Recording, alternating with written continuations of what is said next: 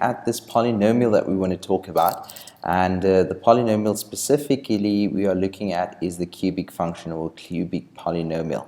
So as the name suggests, it is a function, and the cubic polynomial specifically deals with polynomials of degree 3. Okay, so I'm going to give you a few hints, and because this is an online course, we want to stick to the essentials, right? So I'm not going to go into too much detail with some of the content. Let's look at the standard algebraic form as to what the function looks like. It looks like something like this. It is ax cubed plus bx squared plus cx plus d, right? And you can call that a function equals f of x.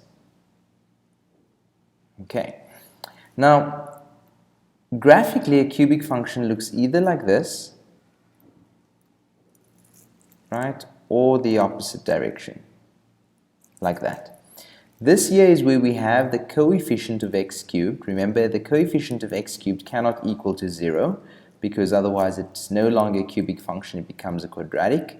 So a over here cannot equal to 0 because that's the coefficient of x cubed. And on this side, it's important to note that here a is positive, and over here a is negative. Right, so this is what we're ultimately looking at sketching. Right, we're looking at sketching this graph, a function that looks like this. In other words, it's got two concavity changes.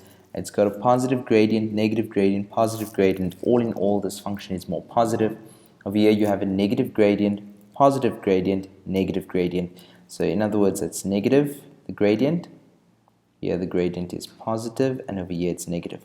So here it's more negative, the overall shape of the function, and therefore the a value is going to be a negative value. Over here you've got a positive gradient. The gradient over here is negative, and here the gradient is positive. So this is already hinting that you're going to start having some kind of idea of calculus coming in the picture over here. Right? And the reason I say that is because the gradient changes. Remember, calculus deals with mathematics of change. Okay, so ultimately to graph this function, let's think about a parabola. I'm going to take you one back now. The parabola was the function that looks like this or like this, right? And the way you graph a parabola is ultimately you draw it on a set of axes, and maybe this is my axis, right? And over there I've got another one, there's my axis. And so clearly you can see that when I draw this parabola, I ultimately need an x-intercept.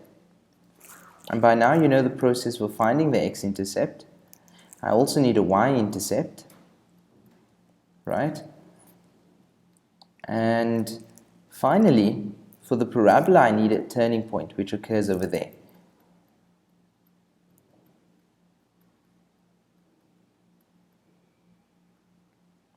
Okay. And so here's the turning point for this one. So I want you to extrapolate that process, and let's look at the cubic graph. If I draw a cubic graph like this, and I indicate that that over there is a turning point, that over there is a turning point, and I assume that I'm going to sketch this graph on a set of axes, right, that looks like that, then I can clearly say that the following is needed. I also once again need an x-intercept.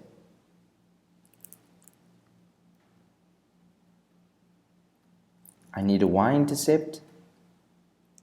And I then need not one turning point, but two turning points, right? And so we're going to build up through the next few videos how to find these things. So this is quite simple, finding the x-intercept and the y-intercept. To find the x-intercept, you just equate y equal to 0. And to find the the y-intercept, you simply equate x equal to 0 and you solve for the value of y. Okay, so that's what my next video is going to deal with, how to find the x-intercept, how to find the y-intercept, right, of any of these cubic polynomials. And then finally we're going to do the last part, which will be how to find the turning point, and then we will take that information and sketch a cubic graph. Very, very simple. Find the x-intercept, find the y-intercept. If you look over here, this is my x-intercepts, 1, 2, 3, there we go. And this over here is going to be my y-intercept over there. And so once you have an x-intercept, a y-intercept and 3 or 1 x-intercept, and the turning points, you simply join them and you get the shape as to what you're looking for. That's what we're going to be dealing with specifically.